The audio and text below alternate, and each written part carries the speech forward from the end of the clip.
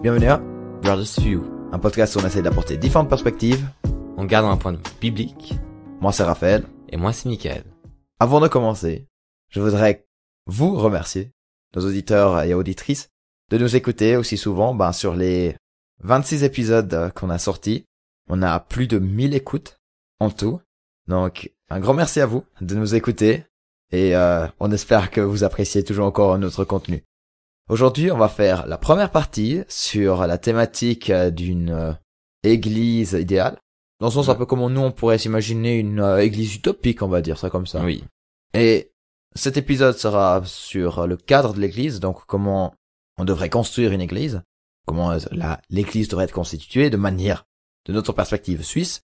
Et le deuxième épisode sera sur comment on devrait faire le culte. Qu'est-ce que devrait être vécu à l'église, comment le culte devrait se dérouler. Ainsi, on commence avec cet épisode de l'église. On va déjà réfléchir un peu à qu'est-ce que ça veut dire, et puis après on va continuer notre discussion. Ça te va, Mickaël? Oui. Tu veux commencer avec la première question? Mais oui, déjà... La première question de réflexion. C'est pourquoi l'église? Pourquoi est-ce qu'on a besoin d'une église? Et quelle est la raison de l'église? Ou qu'est-ce que le but aussi? Alors, je dirais déjà, le premier truc, c'est la communauté. Dieu nous dit que c'est pas bien d'être seul. Ça, c'est dans Genèse 2. Et la communauté qui doit être vécue entre les gens, et qu'on a besoin on a besoin de gens autour de nous, d'un cadre qui nous aide à devenir la meilleure version de nous-mêmes. Le faire requise le faire, comme dirait la Bible. Oui. Et je pense que ça nous fait de bien d'avoir des personnes qui pensent la même chose, ou pas la même chose, dans la même direction que nous, et ça nous aide à réfléchir, à évoluer, et je pense que c'est un endroit pour se ressourcer. Maintenant, on regarde notre église, c'est tu vas écouter un prêche, un message, où tu auras des inputs qui seront pour ta vie, pour quelque chose que tu vis peut-être, et ça t'aide pour le quotidien.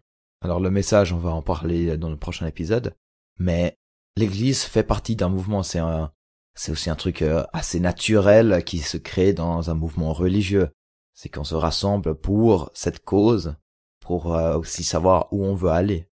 Pour aussi dire l'importance, je pense que même les personnes non chrétiennes, quand tu regardes, par exemple, je sais pas, maintenant, nos amis, la plupart du temps, quand ils ont une passion, ce qu'on espère que vous avez aussi, avec une passion pour Dieu, ils essayent de rejoindre des gens qui ont la même passion.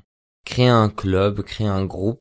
Et c'est vrai que c'est là où tu vois aussi que la communauté, c'est très important pour nous les hommes. Parce qu'il n'est pas bon d'être seul pour l'homme. Et c'est vrai, c'est même, si t'es pas chrétien, ça te permet c'est une envie que tu as de te retrouver avec des personnes qui ont les mêmes intérêts, les mêmes valeurs. De vivre, en fait. La même passion, voilà. Ouais, de vivre cette passion, de vivre ce désir ensemble. Mais après, une grosse différence entre le club et puis l'église, c'est que, je crois que je l'avais déjà dit une fois, l'église c'est une famille. C'est pas quelque chose où tu peux, selon moi, que tu rentres et puis après tu sors dès que ça ne te va plus. C'est quelque chose où tu vis une progression ensemble. C'est, même s'il y a des moments plus difficiles, etc., tu essayes de te soutenir. Si quelqu'un, il y a aussi l'analogie du corps qu'on a dans la Bible. Si une partie du corps souffre, c'est tout le corps qui souffre. Je dirais c'est bien plus que juste un club. Et je pense aussi dans l'histoire qu'on regarde, ça c'est aussi un ami qui m'a dit, qu'on a discuté de ça dernièrement. Pour le contexte, il est très philosophique, à réfléchir très souvent sur qu'est-ce que l'homme a besoin, qu'est-ce que l'humain a besoin pour vivre, et ce qui c'est important pour lui. Et il disait que voilà, c'est important parce qu'il peut s'ouvrir, il peut être reconnu, de ressentir qu'il appartient à une famille qui est très important, et il trouve ça pour les hommes, les humains, quelque chose de très important parce qu'ils ils ont la recherche de ça. C'est vrai qu'il y a aussi d'autres clubs sportifs, etc. Et ils pensent que c'est seulement pour le simple fait qu'il y a ça qui existe, à part de la religion qui est derrière. Ils trouvent ça une bonne chose pour l'humain parce qu'il peut avoir des gens qui l'encadrent, qui l'entourent et qui l'aident. Et cette appartenance à quelque chose, à un mouvement est tellement important pour l'homme. Il disait même si ça n'existe même pas, ou si Dieu n'existe pas, le simple fait qu'il y a ce mouvement, c'est une bonne chose. Ouais. Mais non, on part du principe que Dieu existe de manière plus spirituelle. Qu'est-ce que c'est le but de l'Église?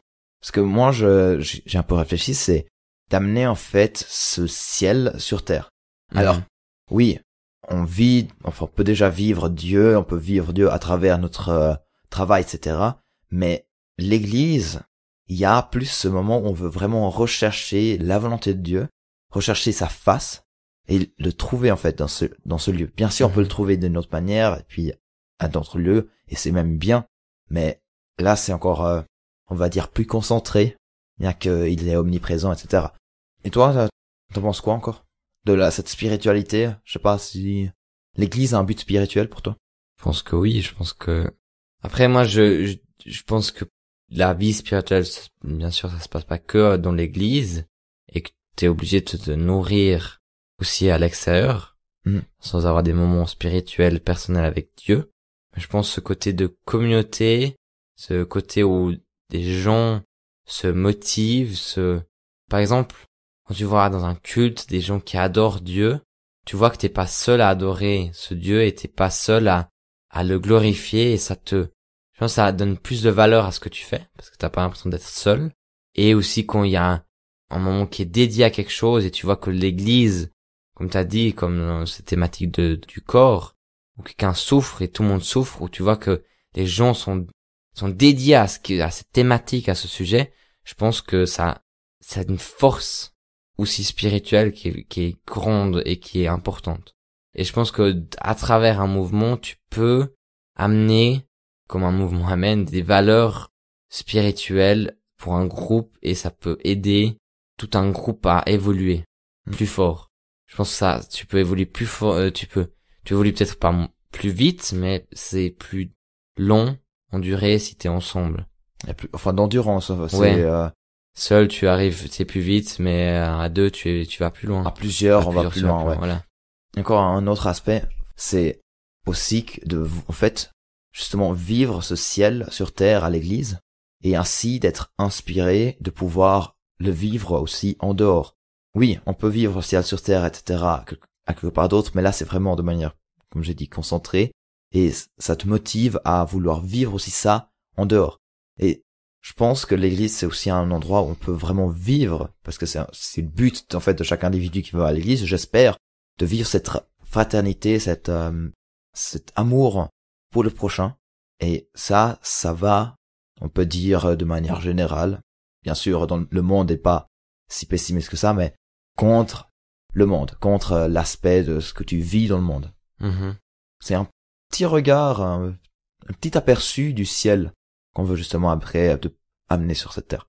Et on a dit surtout, ouais, c'est important d'être rassemblés, mais pendant l'histoire de l'Église, il y a eu les pères du désert. C'est en fait le début du mouvement monastère, ça veut dire des moines, des nonnes, donc cette vie consacrée à Dieu dans une communauté plus tard, mais les pères du désert, et puis il y avait aussi des femmes, enfin mères du désert, eux, ils se sont vraiment séparés de toute communauté en fait. C'était le but d'être seul avec Dieu. Est-ce que c'est quelque chose qu'ils ont peut-être mal interprété, ou bien est-ce que on peut pas vraiment... Ils se retrouvaient pas après quand même. Non, le but, c'était vraiment de se séparer en fait tout ce qu'il y a du monde pour être proche pour Dieu. Okay. Alors, c'est pas un mouvement qui a été énorme. Donc, plus tard, justement, il y avait les moines qui se sont créés. Et c'était le même but, c'est d'essayer de se séparer des choses terrestres, la nourriture, le sommeil, pour justement recevoir cet amour de Dieu pour Dieu et justement plus tard pour les autres. Mais les pères du désert, ils étaient plutôt séparés. Je dirais pas c'est ce qu'on est appelé à faire. Peut-être pas pour toute la vie. Si Dieu t'appelle à être séparé pour que tu sois concentré sur lui pour que tu puisses le retrouver, pourquoi pas? Je dirais pas que ce serait la mission ou l'appel pour toute une vie. Ouais, moi je pense aussi un peu dans ce sens-là que pour un moment, une situation, ça peut être quelque chose qui est juste et peut-être après, mais je pense pas que, voilà, je vois pas pourquoi il faudrait être seul pour louer Dieu toute sa vie et pas partager ce qu'on a compris et vu.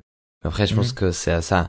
Ouais, ça fait partie d'un appel, si on a ça, cet appel de vouloir vivre, retirer du monde, se retirer de ces valeurs du monde étaient séparées de ça. Je pense c'est pour ça qu'on peut-être nous on peut pas trop comprendre parce qu'on n'a pas cet appel-là. Après, il y avait aussi un mouvement qui recherchait le martyr, donc de mourir pour sa foi. Ouais. Et puis là, il y avait le martyr rouge, c'est justement de mourir de manière par l'épée, comme ça, par un ennemi, parce qu'on croit en Jésus-Christ. Et puis après, t'as le martyr blanc, c'est d'aller sur la mer avec un bateau, et puis tu regardes où la mer te dirige. Et il y avait le martyr vert aussi, c'est aller dans la forêt. Avant, la forêt, c'est pas quelque chose où il y avait des chemins bien battus. C'est vraiment un labyrinthe. C'est un truc où tu vas te perdre. Donc il y avait cette envie en fait de vivre ce martyr. Moi, je dirais pas que c'est juste, mais certains ont pensé que c'était bien. On a un peu pensé pourquoi en fait on a besoin d'une église? Pourquoi on a besoin de se rassembler? Maintenant, c'est comment est-ce qu'on va se rassembler? Comment l'église devrait être construite? Donc on va parler du concept d'église en regardant 4 différents types d'églises qu'on connaît un peu. Bien sûr, ça existe encore d'autres, mais c'est un peu des extrêmes entre guillemets, et puis surtout des exemples qu'on connaît. En commençant par notre église, qui a 150 membres. Et Michael, qu'est-ce que tu pourrais encore dire par rapport à son processus et son organisation? Alors on a un comité qui gère un peu la direction de l'église, qui gère un peu qu'est-ce qu'est l'église, qu'est-ce que est la vision, qui encadre aussi les pasteurs dans ce sens-là. Après il y a aussi un comité un peu de gestion, c'est-à-dire tout ce qui est un peu plus gestion, c'est-à-dire dans par exemple le bâtiment, les différentes activités, etc. qui est plus pratique, on va dire un peu des leaders qui sont plus spirituels, dans le sens où va l'église, et des leaders qui sont plus dans l'organisation. Après, c'est connecté aussi un peu ensemble, puis après t'as plusieurs sous-catégories avec des comités différents pour les différentes étapes, mais c'est un peu dirigé par un comité et les pasteurs, et encore un petit comité qui fait un peu plus la pratique. On pourrait presque dire que c'est un peu la confédération. Et puis les membres, ils sont votés par élection à l'Assemblée générale, donc par vote démocratique. Voilà, tout à fait. Les membres sont les membres les membres des comités. Voilà, les membres des comités. Tu peux devenir membre. On n'y a pas de procédure. Tu t'inscris et tu demandes devenir membre, puis tu deviens membre. Et puis en fait, les points positifs que tu pourrais t'imaginer par rapport à comment on gère dans notre église. Je pense que ça intègre plus de gens. C'est quand même, je pense qu'on peut quand même nous compter comme une église très personnelle. Même avec 100 à 150 membres. Les réguliers, je pense que c'est aussi aux alentours des 100 par dimanche. Je pense que ça reste quand même très personnel, même si c'est pour beaucoup courant, on dirait 100 personnes. Et ça permet d'intégrer l'opinion de chacun, quand même. Ouais, si on a envie Si on a envie, ton opinion va pas venir tout seul devant tout le monde. C'est pas, ils vont pas demander directement, mais voilà, mais si tu veux, voilà, si tu veux donner ton opinion, tu le peux. C'est à toi de donner les moyens. Et puis on a aussi ce concept justement de groupe de maison, donc c'est des groupes, pas tout le monde est directement intégré, mais dans le sens, si on a envie d'intégrer une groupe de maison, c'est pas un problème. Et il y a plusieurs groupes qui existent, et c'est une fois par mois où les gens se retrouvent, et puis c'est un moment plus convivial où les gens peuvent aussi gérer comme ils veulent le groupe. C'est un peu une petite église à la maison. Est-ce qu'il y a des points négatifs à ce système-là? Après, il faut aussi encore lier, c'est il y a aussi c'est un peu un changement, mais ça on va mettre à part, on va vraiment parler de la situation actuelle, comme ça on donne un vrai opinion, parce que si on dit ça va bientôt changer, ça a aucun sens. Mais pour moi, par exemple, personnellement, un souci c'est que on sait pas qui dirige vraiment le bateau. Pour moi, personnellement, c'est le berger, la bergère de l'église, ça doit être un peu le pasteur. Il dirige, il sait ce qu'il veut partager avec l'église, il sait un peu ce que il va partager les dimanches. Et pour moi, c'est un peu celui-là qui devrait un peu l'idée aussi spirituellement la chose.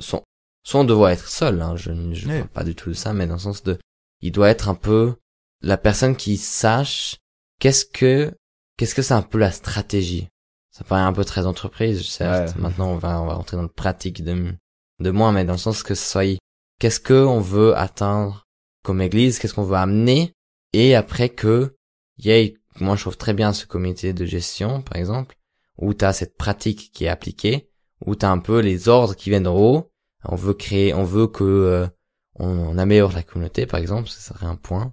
Et le côté pratique fait bon, alors on crée des événements comme ça, on crée une plateforme, et il y a des choses qui se mettent en place. Après, c'est aussi à noter, hein, c'est que mon ressenti, c'est que quand même l'Assemblée générale est quand même un peu, c'est comme le peuple suisse dans notre politique. Pour les gens qui connaissent pas, c'est le peuple suisse qui a le droit de choisir à la fin. Il y a beaucoup qui se fait à l'arrière, mais s'ils sont pas d'accord, il y a toujours un vote où on peut impliquer quelque chose et on reparle. Ouais. Alors il y a quand même un peu ce côté très démocratie dans notre église, qui est positif, mais comme on le sait, comme chaque citoyen suisse sait, c'est long, ça prend du temps, ça remet en question quelquefois des choses qui seraient bouclées depuis des années, mais que des gens sont pas encore au clair ou qui veulent rediscuter. On en reviendra un peu avec cette problématique, cette idée démocratique, après d'en avoir discuté en fait d'une église qui est plus grande. En Suisse, on a une église qui est très grande, c'est à ICF, à Zurich, qui a beaucoup implanté d'églises, etc. Et ouais, qu'est-ce que c'est en fait les points positifs d'une grande église? Ben, il y a déjà plus de moyens, il y a plus d'anonymat, on va dire, et c'est là où il faut après contrer cet anonymat par une bonne intégration. Ouais, c'est moins personnel. Voilà, c'est moins personnel. Alors là, il y a plus d'organisation derrière. Donc plus l'église est grande, plus il faut avoir du personnel pour en fait intégrer les gens pour qu'ils puissent être dans des petits groupes, etc. qu'il faut aussi organiser à côté de l'église. Donc ça c'est déjà des points. Ah oui. Et puis après il y a aussi cette motivation d'amener des gens parce que c'est un événement. Après ça motive aussi plus des jeunes qui aiment bien justement ces mouvements de masse, concerts, etc. à venir. Donc c'est après tout un autre principe. Hein. Alors je ne connais pas assez comment c'est par rapport à tout ce qui est démocratique, les choix, etc. En tout cas, au ICF, c'est surtout le pasteur Léo et Susanna Baker qui ont en fait les rênes en Suisse. Donc ils font la majorité des prédications et du coup ils sont aussi le monopole, on va dire, de ce qui est cru dans cette église. Après, tous les autres ICF donc qui sont liés à ça, ils sont plus ou moins autonomes. Donc c'est pas ils disent pas vraiment la même chose que Léo et Susanna Picard, c'est plus un ICF, ils ont quand même une certaine cohérence, ils ont comme une cohérence, oui. Mais c'est des pasteurs qui amènent aussi ce que eux ils ont à cœur. C'est aussi ça que je trouve très intéressant parce que c'est une grande église, parce qu'il y a des églises par exemple, quand tu penses à Hillsong, je crois, il me semble bien, c'est qu'ils ont une thématique partout la même, ils ont très souvent beaucoup de choses qui sont la même chose et il y a des règles, j'ai déjà parlé une fois quelques-uns, puis il y a des règles qui veulent qu'ils soient repris, qui est bien, parce que comme ça donne un cadre, qu'est-ce que doit être une église, Hillsong. Tout à fait. Mais ça amène d'autres choses où t'as moins de trucs personnels. Ouais. C'est vrai que là, le ICF, c'est quand même un peu, il y a toujours un peu le même concept, ils donnent les ressources, mais tu vis un peu, certes, ils vivent les mêmes valeurs, mais tu offres quelque chose de plus, de personnel dans ce sens-là. Et pour ajouter, ils sont quand même aussi encadrés d'une équipe, Léo et Susanna. Tout à fait. De senior pastor, etc., de diverses personnes qui encadrent ça, mais il me semble bien que c'est plutôt eux qui lead. Ouais. Il y a moins ce côté d'assemblée générale ou comme ça. En fait, c'est un peu ce que toi tu recherches chez nous, c'est qu'il y a vraiment plutôt plus un lead. Oui, un lead. Mais après, le côté négatif, ce que je dirais, c'est que c'est pas juste pour tout le monde. Ouais. On va en parler après encore une fois, mais c'est, eux, ils font leurs idées, ils passent dans dans leurs trucs, et par exemple, Léo, il a aussi quelquefois des idées farfelues, c'est incroyable, ce qu'il fait quelquefois. C'est pas un pasteur qui est, dans la norme. Voilà, il a aussi une fois dit que, pendant une prédication ou pendant un dimanche, il a annoncé avant de consulter tout le monde qu'il allait annoncer des micro-églises, un genre des micro-church, c'est-à-dire des églises dans des maisons, puis ils avaient aucun concept. Puis là, il a dit envoyez une postulation à nous et on va créer, puis ils avaient aucun concept. Alors tu vois, c'est hors norme. Puis je pense que c'est ça la liberté que tu as, c'est que Maintenant, si chez nous quelqu'un ferait ça, dans notre église, il y aurait de la révolte par l'assemblée, parce que l'assemblée devrait un peu décider qu'est-ce qui est mis en place, qu'est-ce qu'on peut mettre en place. Je veux dire, il y a beaucoup de choses qui sont votées et avant qu'ils soient mis en place. Ouais. Et puis encore pour dire, c'est par rapport à tout ce qui est prêché, etc. C'est pas comme Léon est intouchable, dans le sens, on peut, ça quelqu'un avait dit, c'est quelque chose de spécial, c'est que tu peux aller vers lui, tu peux parler avec lui, puis il va quand même te respecter et t'écouter. C'est pas quelqu'un, il y a justement des églises, des méga church où c'est justement le pasteur qui est intouchable, tu n'as pas le droit de dire quelque chose contre lui. Mais voilà. Et je pense que pour ajouter, en sortant de la Suisse, en Corée, ou dans les pays asiatiques, il y a des très grandes églises. On sous-estime ça, je crois, il y a les plus grandes églises qui sont là-bas. Et il y avait... Alors pas en Chine, mais je crois en Corée. Oui. Corée du Sud. Il y a une grande église où ils sont tellement grands. En gros, c'est ça. Ça venait plus une église, mais un peu une ville à soi, où ils forment des gens, il y a des formations qui sont données par l'église, et ça allait tellement loin qu'ils proposaient les meilleures formations, et que les gens voulaient recruter seulement ces gens qui venaient de cette église, parce qu'ils savaient que c'était des gens honnêtes et tout ça. Et il y a aussi en Afrique, par exemple, il y a aussi une grande église, où ils ont un village, où ils accueillent des gens, et tu peux postuler pour entrer dans cette église, et aussi là-bas ils forment, et les gens sont mieux formés que d'autres endroits. Alors je pense que l'église va aussi par-dessus ça, pour ajouter aussi qu'est-ce que l'église peut être. Ça va par-dessus le fait d'être un endroit de rencontre, mais ça peut être un endroit où on peut bénir la ville avec ses valeurs. Et je pense que c'est aussi une bonne chose d'avoir ce côté un peu où on peut former, on peut aussi rentrer plus dans la vie des gens dans son sens positif, de pouvoir proposer un cadre de travail, un cadre où on peut vivre, mais sans faire une bulle autour de ça. Soyez pas une bulle qui peut pas exploser, un peu une bulle pour soi. C'est ça je pense, un danger qui existerait aussi dans ce domaine-là. Donc, pour la troisième option, en fait, ça vient d'un collègue qui critique énormément les grandes églises, surtout pour l'aspect que le monopole est vraiment vers les personnes qui gèrent, donc pour tous les choix, etc. Et lui, il voudrait bien avoir justement un concept hyper démocratique, et en fait, une église qui ne dépasse pas les 150 membres. Dans ce sens, dès que l'église devient plus grand, il se split. Je trouve assez intéressant parce que de ce que moi j'ai surtout entendu, c'est si l'église grandit, alléluia, on fait plus grand, on cherche un meilleur bâtiment, etc. Mais là, c'est vraiment aller contre ça pour avoir un peu comme chez nous cet aspect démocratique et que tout le monde puisse amener ce qu'il a envie. Enfin, ça vient aussi du fait que chez lui, par exemple, les femmes n'ont pas le droit de prêcher. Lui, il est contre ça, et puis la majorité des membres, en fait, ça leur gênerait pas qu'une femme prêcherait devant. Mais l'église ne change pas parce que c'est les mêmes personnes qui gèrent ça, c'est la tradition, donc ça bouge pas.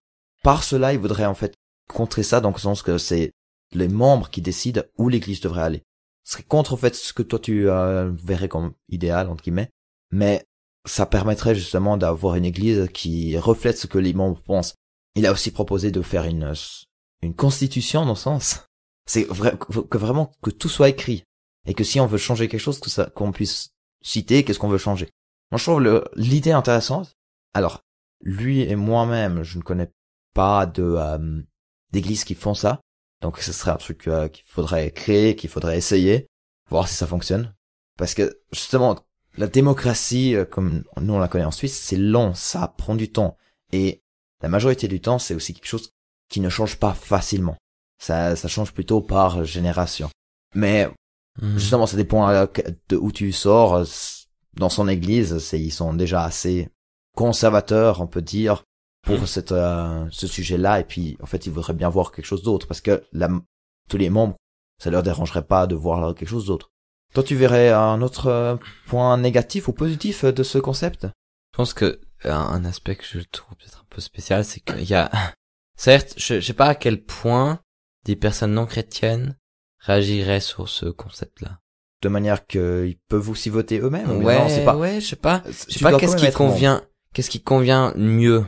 Est-ce que tu aurais un peu le côté démocratie où t'as l'impression d'entrer dans un état, parce que quand tu parles de constitution, t'as l'impression que ce soit, ouais, c'est assez, c'est réglé. c'est assez réglé, mais d'un côté, ça peut être aussi assez positif, parce que tu vois pas qu'il y a un abus, ce côté où t'as un qui prêche, puis ça doit être la vérité, et tu dois y croire.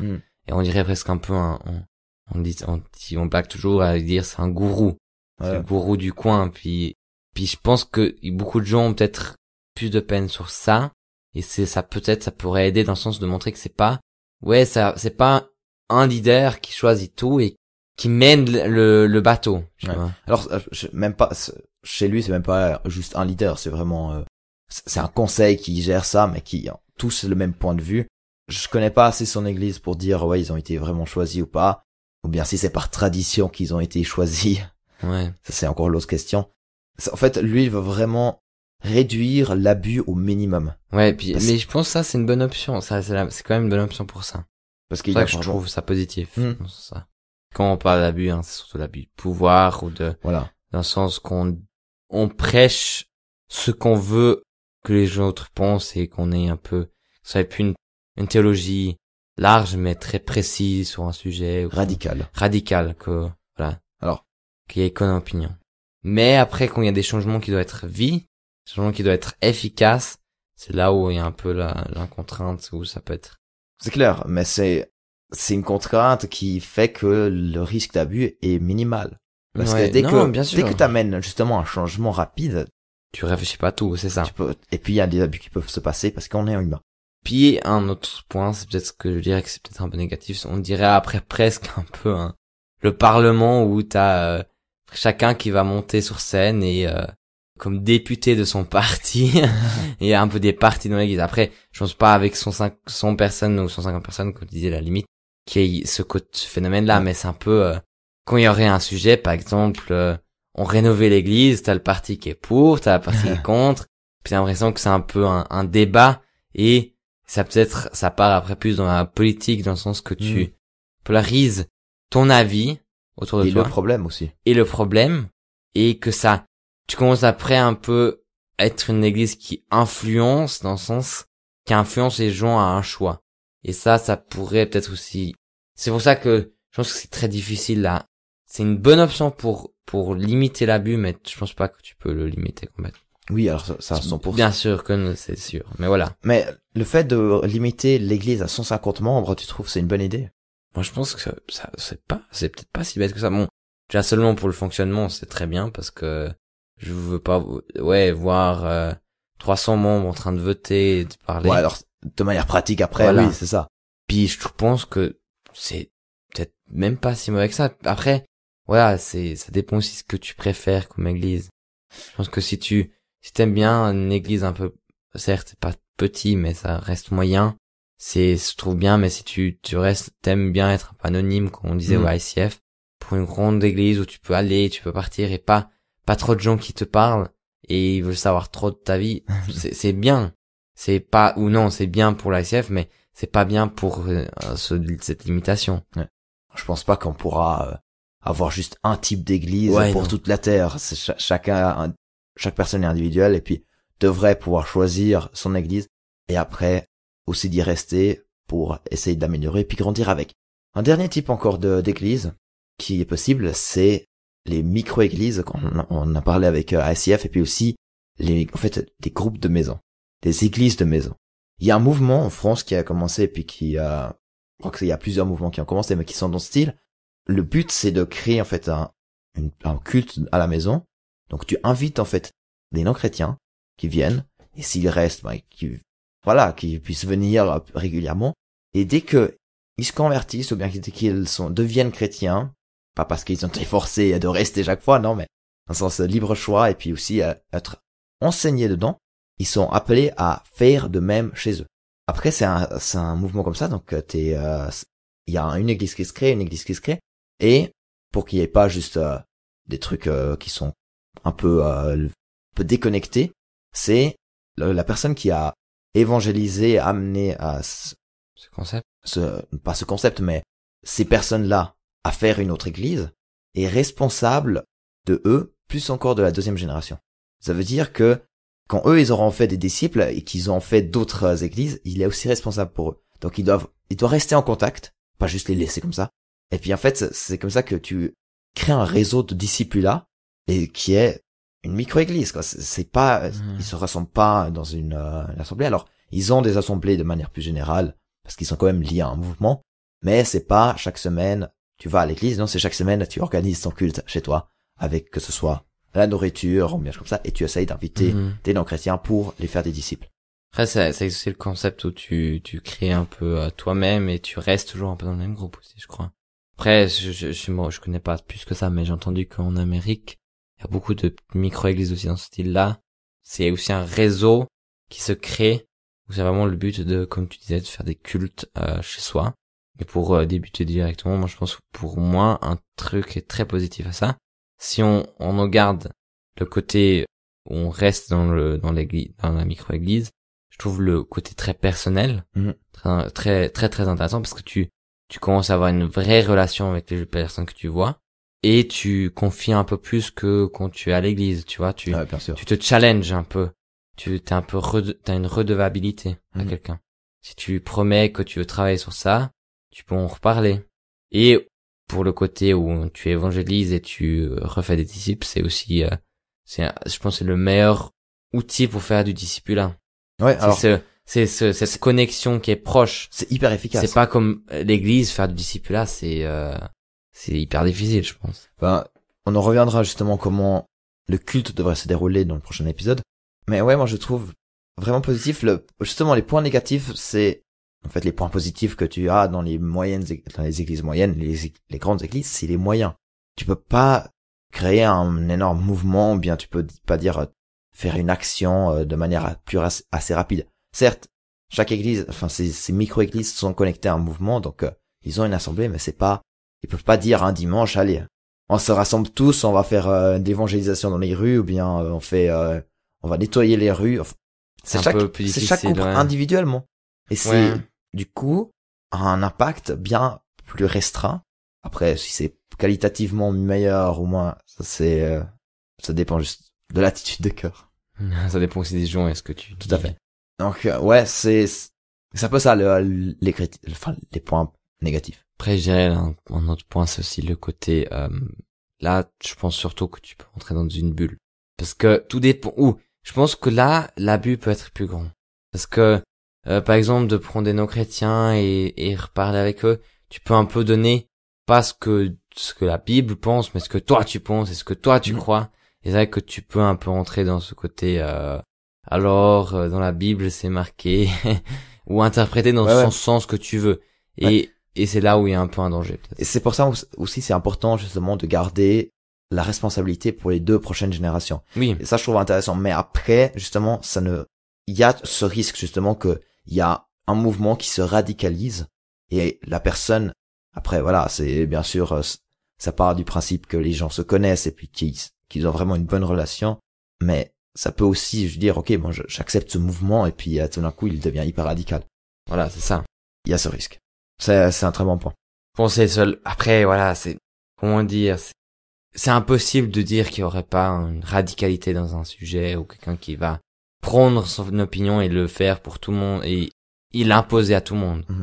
Mais je pense que si on compare les 4 concepts, c'est une des églises où il y a le plus gros problème parce que dans une grande église, comme t'as pas une relation très personnelle avec l'église, tu ressors vite un peu. Et je pense qu'avec le côté un peu groupe de maison, si tu commences un peu à rentrer dans une radicalité, puis les gens ils sont pas contents quand t'es pas là et tout, ouais, c'est plus difficile. En ayant vu maintenant ces 4 concepts, Michael, t'as un peu réfléchi à une église que tu pourrais dire idéale, entre guillemets, ou bien quelque chose que tu pourrais t'imaginer de créer si tu devais implanter une église?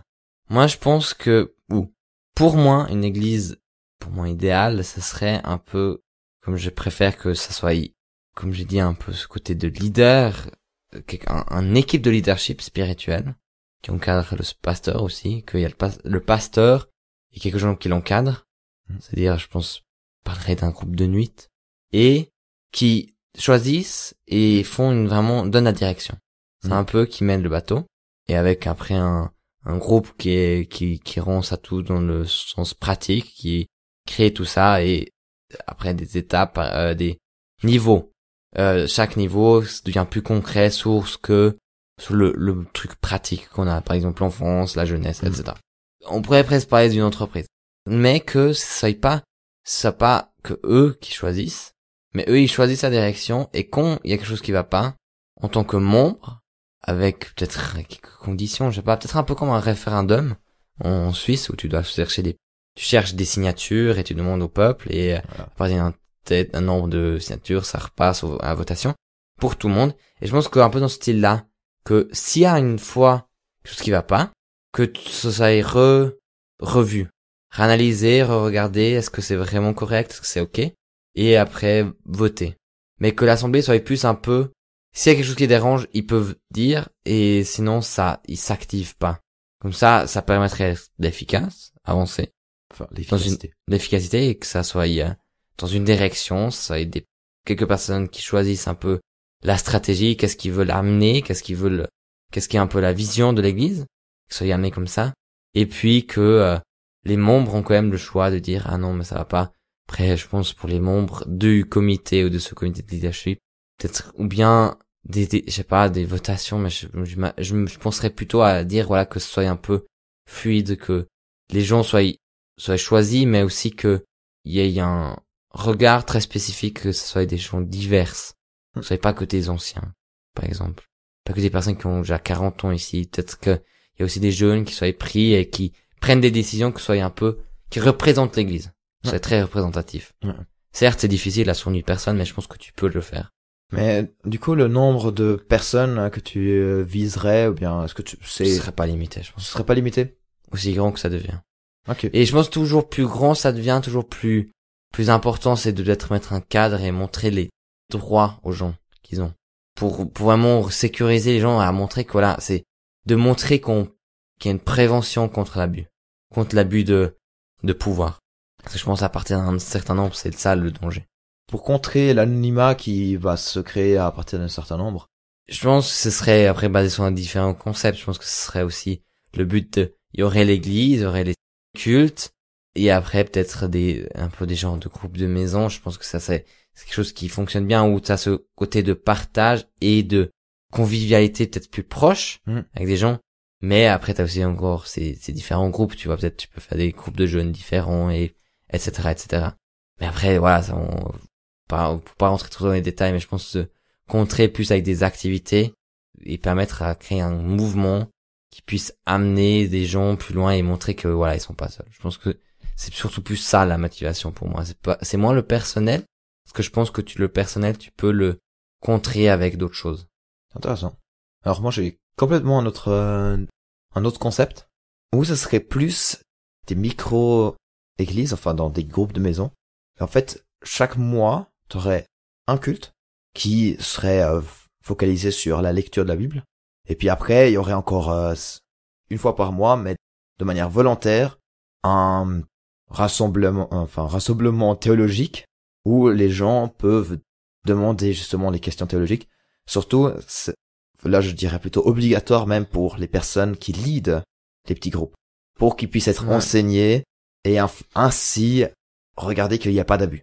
Et puis en fait, donc le reste des rencontres, donc ce serait 3 fois par mois, comme il y a 4 semaines dans le mois, ce serait des rencontres en petits groupes pour vraiment se focaliser sur se forger l'un l'autre et ainsi grandir ensemble.